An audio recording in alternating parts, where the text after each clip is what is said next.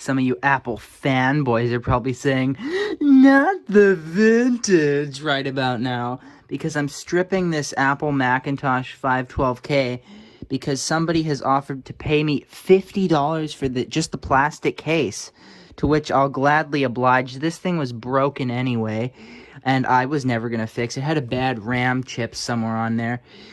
So I'm glad just to sell the case for $50, and I get to keep the CRT monitor part. I mean, the motherboard is pretty worthless to me, but I think I'm gonna stick this puppy on the wall because this will look pretty cool, like hanging on my wall. It's all vintage.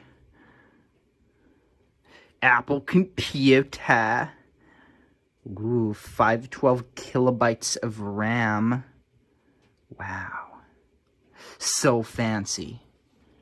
And here's the CRT monitor and power supply. Look, this is a 60-watt power supply.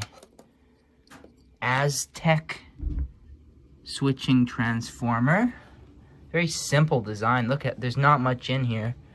You got the flyback transformer, cute little flyback transformer with the disintegrating plastic cup here. Ooh, sticky, nasty.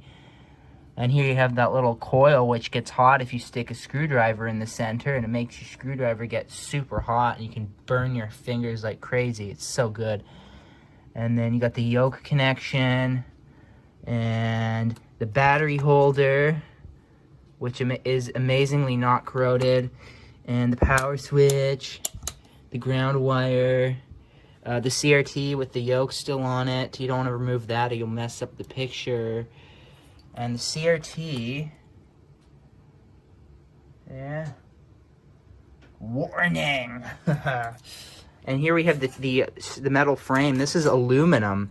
So you know what I'm gonna do with this vintage rare aluminum? I'm gonna give this to my friend, and he's gonna melt it down into a nice bar of Apple computer. It's just so glorious. And then the steel frame I'm gonna throw in the trash. Completely worthless. I'm sure some collector wants it, but you know what? I'm gonna smash it with my hammer and enjoy smashing the vintage.